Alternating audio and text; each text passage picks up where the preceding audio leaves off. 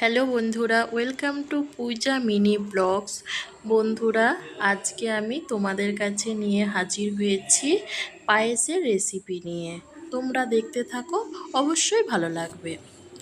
এখানে আমি গোবিন্দভোগ চাল নিয়েছি একটা বাটির, এক বাটির।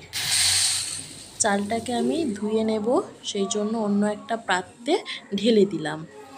এরপরে 2 বাটির মতো জল দিয়ে দেব।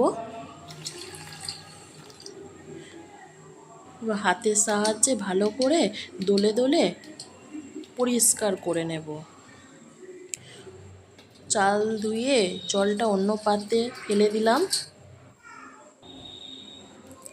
এরপর কড়াই গরম হয়ে গেলে 1 চামচের মতো ঘি দিয়ে দেব। এরপর কাজু বাদামগুলো ভেজে নেব।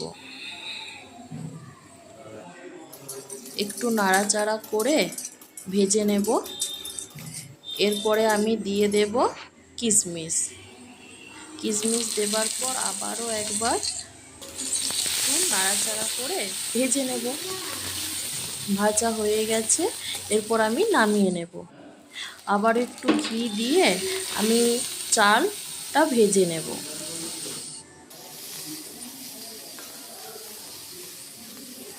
চালটা একটু ভালো করে ভেজে নিতে হবে।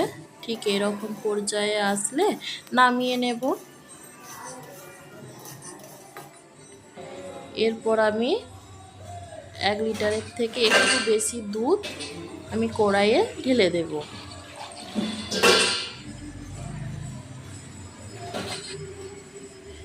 এরপরে আমি একটু নাড়াচাড়া করে নেব। দুধটা ফুটে আসলে একটা এলাচ আর একটা তেজপাতা আমি দুধের ওপর দিয়ে দেব। দুধটা ফুটে গেলে এলাচের একটা দারুণ ফ্লেভার বেরোবে। বেশ কিছুক্ষণ নাড়াচাড়া করে দুধ আমি ঘন করে নেব। ঠিক এই রকম পর্যায়ে আসা পর্যন্ত আমাকে নাড়াচাড়া করতে হবে। এরপরে আমি ভেজে রেখেছিলাম সেই চালটা দিয়ে দিলাম। এরপরে নাড়াচাড়া করতে হবে, না হলে কড়াইয়ের নিচে লেগে যাওয়ার চান্স থাকবে, সেই জন্য ভালো করে নাড়াচাড়া করে নিতে হবে। চাল আমার প্রায় সেদ্ধ হয়ে গেছে।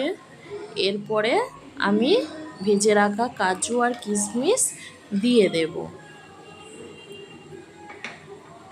আর দিয়ে দেব পরিমাণ মতো চিনি। চিনিও আমি মিশিয়ে দিলাম।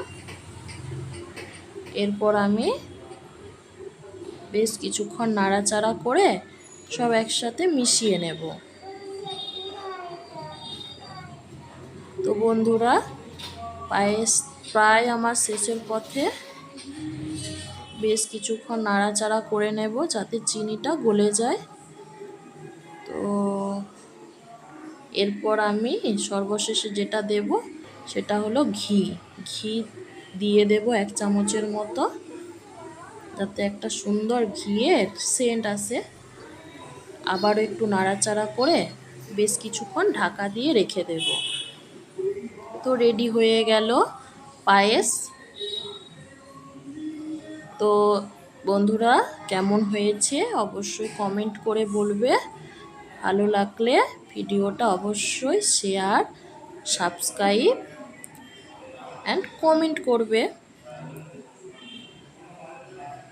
ধন্যবাদ বন্ধুরা।